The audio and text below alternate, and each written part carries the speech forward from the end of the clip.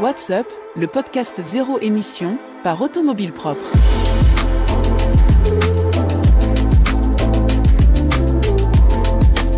BNP Paribas et la Société Générale auraient-elles un problème avec la voiture électrique ? Les concessionnaires automobiles en danger à cause du leasing social. Tesla autorisé à agrandir son usine en Allemagne malgré une virulente opposition locale. On connaît enfin les prix de la Renault 5 électrique. Et enfin, les Fiat Topolino saisis par le gouvernement italien. Voici pour les grands titres de l'actualité de la voiture électrique cette semaine.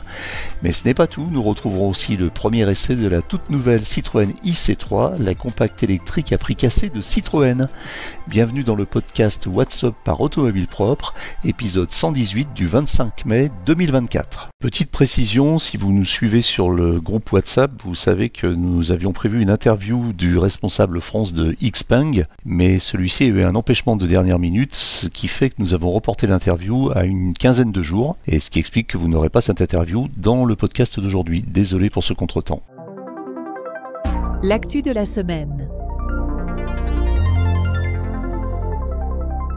Selon Transport et Environnement, les filiales de leasing de BNP Paribas et Société Générale sont en retard dans l'achat de véhicules électriques. L'ONG révèle que seuls 12% des voitures louées par la Société Générale et 11% par BNP Paribas en 2023 étaient électriques, bien en dessous de la moyenne nationale, donc de 17%.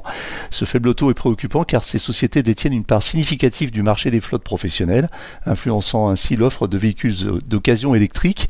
Léo Larivière, un responsable de Transport et Environnement France, accuse ces banques de décourager l'adoption des voitures électriques, rien que ça, en les surfacturant et en promouvant des modèles thermiques et hybrides. Cette situation entraverait la transition énergétique et le renouvellement des flottes par les véhicules plus écologiques. En parallèle, Transport et Environnement critique aussi le lobbying intense des sociétés de leasing contre les mesures gouvernementales qui visent à accélérer l'électrification des flottes. Le rapport souligne l'impact négatif de ces pratiques sur la disponibilité des voitures électriques d'occasion, notamment, essentielle pour démocratiser l'accès à cette technologie. Rappelons que Transport et Environnement est une ONG militant pour convaincre les différents acteurs des transports de mettre en œuvre des politiques ambitieuses pour décarboner le secteur d'ici 2050. Le succès du leasing social met en péril les finances des concessions automobiles. Le dispositif, destiné à rendre la voiture électrique accessible aux revenus modestes, a validé 50 000 dossiers, le double des prévisions initiales. Vous savez, on en avait parlé en début d'année, ça s'était fait très très vite. Cependant, les concessions qui avancent des aides de l'État pouvant atteindre jusqu'à 13 000 € ne sont plus remboursées. Xavier Oran, délégué de Mobiliance, une association patronale dans le secteur automobile, déclare que l'État doit 320 millions d'euros aux distributeurs. La plateforme informatique de remboursement, fermé en février, pourrait rouvrir le 30 mai. En attendant, certains concessionnaires, faute de remboursement, envisagent de stopper les livraisons pour éviter d'aggraver leur situation financière. Les représentants de la ville de Grünheide, dans la périphérie de Berlin, ont autorisé Tesla à agrandir son usine, la fameuse Gigafactory de Berlin, malgré une consultation publique en février 2024 où 62,1% des participants s'y opposaient.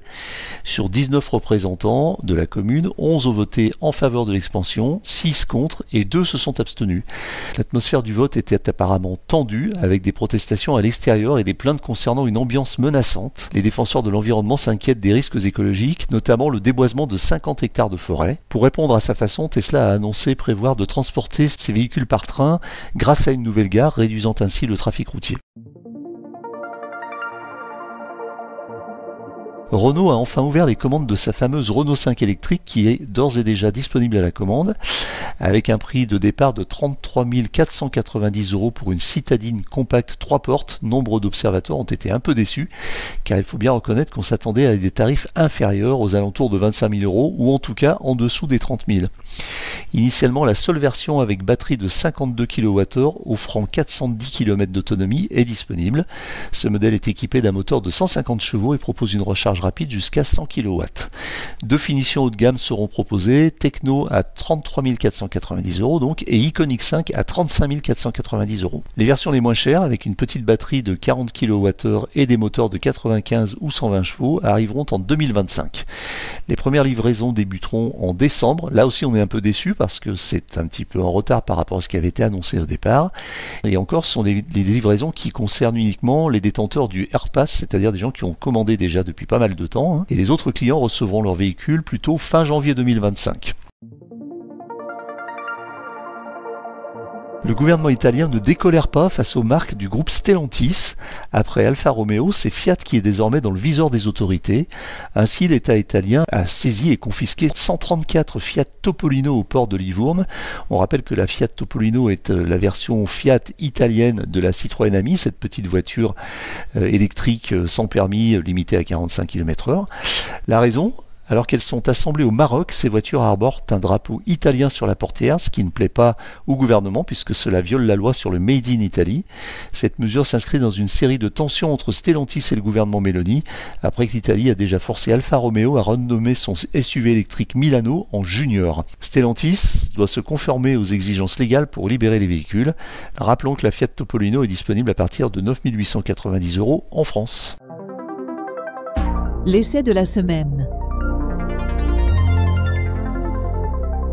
Depuis sa révélation, la Citroën IC3 est attendue par nombre d'électromobilistes en quête d'une citadine électrique plus aboutie que la Dacia Spring et éligible toutefois au bonus environnemental comme au leasing social. Nous avons enfin pu la conduire et notre essayeur maison Maxime Fontanier n'a visiblement pas été déçu. La nouvelle Citroën C3 inaugure un tout nouveau style beaucoup plus cubique que l'ancienne génération, avec un air de petit SUV. Elle est d'ailleurs surélevée, on va être à 19,7 cm sur la version thermique et on est à 16,5 cm sur cette version électrique qui reste donc un peu plus haute que l'ancien modèle. En termes de gabarit, eh bien, cette voiture mesure 4,01 m de long pour 1,76 m de large et 1,58 m de haut. Elle conserve donc le gabarit d'une petite citadine polyvalente. Côté mécanique, cette Citroën IC3 reçoit un moteur synchrone à aimant permanent situé à l'avant. Ce moteur délivre 113 chevaux et il est alimenté par une batterie de type LFP, lithium fer phosphate, d'une capacité brute de 44 kWh, ce qui nous fait 42 kWh de capacité nette utile. Le modèle que nous essayons aujourd'hui est en finition haut de gamme Max, avec un coloris blanc biton avec toit noir, accompagné de vitres arrière surteintées. La version Max inclut également des barres de toit. Vous noterez la présence de jantes en alliage de 17 pouces, alors qu'on est en 16 pouces sur le modèle de base View. On trouve aussi des optiques entièrement à LED à l'avant, avec des feux de route automatiques, alors qu'à l'arrière, on trouve également des feux à LED, mais de type 3D. En matière de consommation, eh bien, cette voiture est très sobre.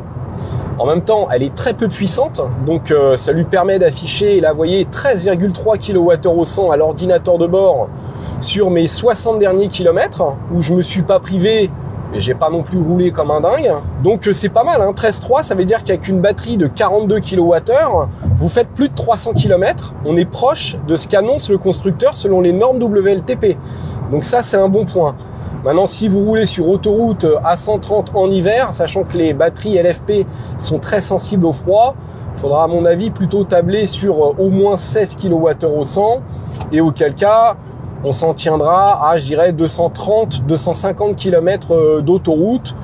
Mais je dirais que c'est pas indécent, surtout avec une petite batterie comme celle-ci. Allons voir maintenant ce que ça donne en termes de recharge. Et nous voici sur une borne de recharge rapide en courant continu. Donc la borne peut délivrer 150 kW de puissance maxi, mais notre IC3, elle, n'accepte que 100 kW de puissance en pic, puissance de charge, donc en début de charge quand vous arrivez à 10%. Là, vous voyez, à 60%, elle ne prend pas plus de 50 kW de puissance. Il faudra compter environ 30 minutes pour faire un plein de 10 à 80%, ce qui n'est pas exceptionnel, mais en même temps, les batteries LFP ne sont jamais connues pour leur charge rapide. C'est pas idéal pour ça. Et on va dire qu'une demi-heure, sachant qu'on a une bonne autonomie, eh bien, c'est dans la moyenne de la majorité des véhicules électrique. En courant alternatif, eh bien, vous avez un chargeur embarqué de 7,4 kW de série, mais vous pouvez rajouter un chargeur 11 kW en option à 400 €. Parlons enfin des tarifs qui débutent à partir de 23 300 € sur la finition d'entrée de gamme et 27 800 € sur cette finition haut de gamme Max. Sans compter le bonus de 4 000 € parce que cette voiture est fabriquée en Slovaquie avec un moteur français, donc même si elle a des batteries chinoises, elle bénéficie du bonus écologique. Alors moins de 28 000 € pour une petite citadine électrique bien équipée et avec pas mal d'autonomie, on peut dire que c'est relativement compétitif sur le marché d'aujourd'hui. Voilà, c'est terminé pour aujourd'hui, mais l'actualité de la voiture électrique ne s'arrête jamais. Retrouvez-la heure par heure sur automobilepropre.com. Pensez bien à vous abonner via votre plateforme préférée afin de ne rater aucun épisode. Et n'oubliez pas de noter le podcast sur les plateformes, c'est le meilleur moyen de nous soutenir et de nous faire connaître. N'hésitez pas également à nous faire vos retours, remarques, questions, suggestions à l'adresse podcast@automobilepropre.com. Quant à nous, nous vous disons à la semaine prochaine pour un nouveau numéro du podcast. Salut!